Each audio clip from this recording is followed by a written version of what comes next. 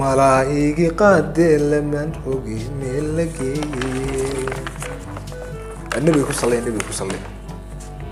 ورزقك يا فرقي معاك علي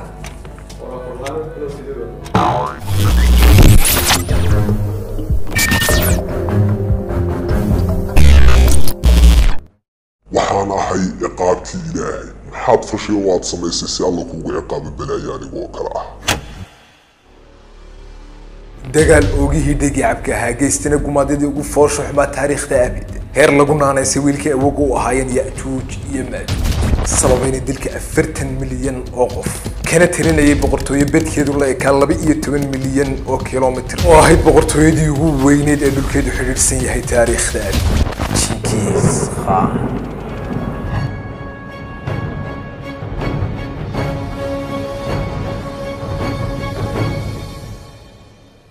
habeen madow oo gudcur ah taariikhdeedana aan si fiican loo saxayn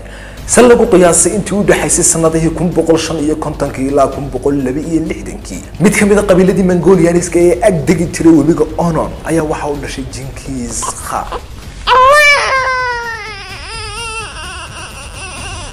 sida ku duuga sheekooyinka Mongolianka Jankiz Khan markuu dhashay gacantiisa waxa uu ku haystay xinjir dhiig ah arrintaas wareer Turkiga ka aaminsanayeen in qofkaasi noqon doono أبندول عيدن هوي Jankiz Khan أبيه وحلا أورنتيري يازوجي وحانو مدحوها قبيل كيات وحان مركز دجال كل تري تتاركه سجوا سود له جام يهودي ولا أورنتيري تيموجي مركز وكسر نقضي أبيه دجال خوحة والله كل من جبني سي أما أفدي وقبي أويل ولا شيء وحالو بحي تيموجي سجوا وما قعد له جاميه تتاركه وهذا سودي وقتي يسكر مال نبى مال يسوديتي تيموجين كور أو كالين جلدادي سنو وحي قادي سجال سنة وجا وسجال ترسدي وحلا ديري أبيه يدو قبيل كلاوي على هاي سنية أنتي ما أنجرني فايدة هيدين أهات تتارك يا منقولي أنا سكسهم مد معها ولا بقبيل أو كلا جد السن مد ولا بنقوه الله أفكيس أمن الوقت سوقارك لكن سكشبها وحيا ببضن صدقين حول الرعتيهم فرضفول كان بلكو قبعا halka ay taariikhyahanna badanna qabaan in ay Mongolianiska iyo Tataarku isku mid yihiin Timojin dilkii aabihii kadib waxa uu ka dalbaday Turkiga inay ugu caano shuban suudaannimada reerka maadaama uu isagu dhaxal suuga ahaa codsigiisii si cad ayay u diideen iyaga oo taa ugu sii daray in ay deegaankii beeshu taalay ka buriyaan isaga iyo qoyskiisii oo ka koobnaa hooyadii iyo 6 hablood oo ay walaalo ahaayeen iyaga oo sabab uga dhigay in aabahoodii ilaalin jiray uu dhintay waa reerku xumaayeen Timojin waxa uu ku koray nolol aad u adag isagoo quutal daruurigiisa ka soo saari jiray ugaarsiga maalin maalmaha kamid ah ugaarsi loo baxay Timojin waxa uu dilay walaalkii oo ka weynaa kala bahana ay ahaayeen suu isagu noqday ka mas'uulka ka ah qoyskiisa dilka walaalkiina waa kiiskii dil ee ugu horeeyay ee uu geysto mar waliba waxa maankiisa iyo maskaxdiisa ka guuxaysay sidii uu ugu soo ari lahaa aabihii laakiin taageerada aanu ka haysan Turkiga waxa ay ku kaliftay in uu dayday cid ay isxulafaystaan si uu gaadho yoolkiisa waxa uu ku guuleystay in uu la saaxiibo wiil la jamuuka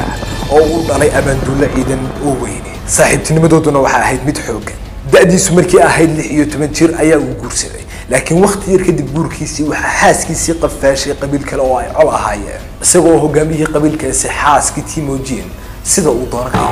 muddo kadib Timojin oo gacan ka helay xulafadiisii ayaa ku guuleystay inuu dib u soo ceshado xaaskiisii dhacdadaas 9 bilood kadib gabadha waxay u mushay wiil iyadoo oo dadkii isweydiiyeen ilmahan gabadhu waxay u dhashay ninkii afduubtay mise kan ay u dhaxday Jankiz Khan isagoo arrintaa dhig jalaq u muusin waxa uu ka soo qaaday wiilka in uu isagu dhalay isagoo ula baxay magaca Boqorkii Jankiz Khan waxa uu ahaa nin aad u dhalmo badan heer ay taariikhyahanadu gaarsiiyeen in 8% bulshooyinka ku dhaqnay boqortooyadii Mongolia ay ka soo farcan yihiin Jankiz Khan dunidan ay maanta ku nool lahayna in 200 ee qofba mid kamid ah uu Jankiz Khan awood u yahay waqti kadib daadiisu markii ahayd 20 jir waxa uu go'aansaday in uu sameesto ciidan isagoo gaar ah isagoo dhexmaray qabaa'ishii Mongolianiska ee kaag dhaweyn kuna qanciyay in ay joojiyaan dagaaladan gudaha ee dhexdooda ka socda kuna tirtirsiyay in ay midoobaan isagoo ku guuleystay in uu soo ururiyo ciidan tiradiisu dhan tahay 20,000 oo askari waxaanu isu diyaariyay in uu argoosto weerarna ku qaado Tataarkii aabihii dilay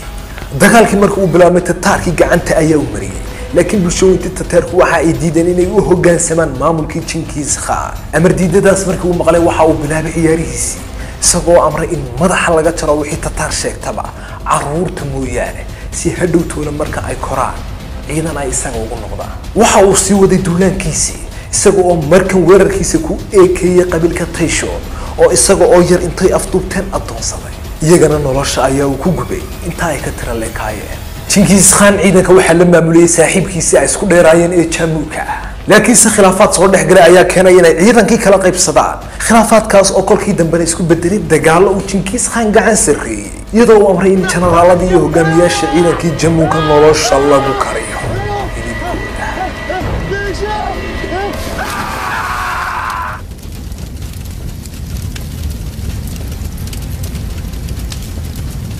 sanadii 260 Timojin waxa uu baxay magaca Jankiz Khan oo macnihiisu ku noqonaya afka Mongolianiska boqorkii boqorada kadib markii uu Jankiz Khan gacanta ku dhigay dhulweynihii Mongolia intii uu ka tirleeka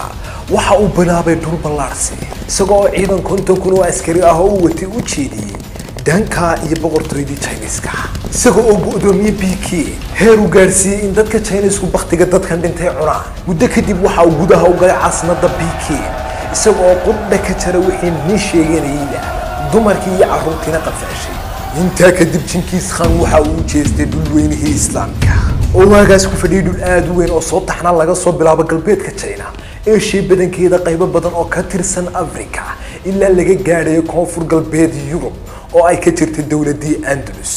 laakiin dhulka baaxadda wala dawladihii iyo dadkii Islaamka ee ku noolaa waxay ahaayeen sidii guri weyn oo xargaray way tira badnaayeen laakiin tay ahaan aad bay u liiteen iminkana bala ayaa ku soo fooday iyadoo sanadii 219 Jankiz Khan weerar ku qaaday dawladii Khwarizmiyiinta oo ahayd dawlad Islaam ah oo ka talinayay dhulka ay hadda ku yaalaan dalalka Afghanistan, Uzbekistan, Turkmenistan, Kazakhstan, Tajikistan, Pakistan iyo qaybo badan oo ka tirsan dalka Iran dagaalada daba dheeraaday kadib sanadii 231 ayay jabiyeen Tataarku dawladii Khwarizmiyiinta markaas oo uu hogaaminayay Hoolaka oo uu ahaa Jankiz Khan dhulka Islaamka ee gacanta u galayna waxay ka geysteen gumaad iyo xasuuq aan horay loo arag laga soo bilaabo taariikhdaas maalinba maalinta ka dambeysay waxay gacanta ku dhigeen dhul Islaam leeyahay magaalo walba oo ay galaanna waxay ku gumaadayeen boqolaal kun oo qof oo shahaadanaya ilaa ay soo galeen Baghdad oo ahayd caasimadda Islaamka looga arriminayay waagaas taariikhdu markii ahayd sanadii 258 oo ku beegnayd 656 hijriyada khaliifkii ama madaxweynihii muslimiinta ee waagaasna intay waran iyo seef u quri waayeen ayay kab ku dileen siday laag ugu wadeen Baghdad dhexdeedana waxa ay ku gowraceen 1 milyan oo muslimiin ah ilaa wabiyada Dajle iyo Furaat midabkoodu casaan isu bedelay dhiigii muslimiinta ee ku qulqulay daraadii halkaana waxa ay ku soo afmeereen khilaafadii Cabbaasiyiinta ee 500 ee sano soo jirtay sidii baanay dhulalkii Islaamka iyo adduunweynaha intiisa kalaba isugu sii ballaarinayeen ilaa laga soo gaaray dagaalkii Aynu Jaalut oo geesigii soo majeesta ahaa ee Islaamka ee Sayfuddin Qudus Tataarka halka ku jibiyay Jankiz Khan waxa uu dhintay sanadii 227 isagoo ay dishay duumo ama cudurka kaneecadu halka ay taariikhyahanada qaar leeyihiin waxa uu dhintay leeb sunaysan oo ku dhacay kuwa kalena ay tilmaamayaan in faraskiisa uu ka soo dhacay xabaashiisina ciidamadiisu dadka waa ay ka qariyeen ilaa haddana lama oga halka uu ku aasan yahay waxaana uu godgalay isaga oo sababay dilka 40 milyan oo qof wax ka badan muuqaalka xiga waxaanu kaga hadli doonaa jabkii Tataarka iyo dagaalkii Aynu Jaalut iyo sidii muslimiintu u beeniyeen weedhii hirgashay ee ahayd Tataar lagama adkaado si aan ku dhaafin muuqaalkaasi fadlan ku soo bir kanalka adiga oo subscribe taabanaya hana ilaabin inaad gambalelka furato si uu ku soo gaaro muuqaalku marka aanu sidaa u soo garino videogana like saar oo si share gare asxaabtaada si looga wada faa'iideysto kana waa Instagram-kayga iga soo follow gare nabaday Ramadan mubaarak Allah inaga aqbala amaasha suuba wassalaamu alaykum wa rahmatullahi wa barakatuh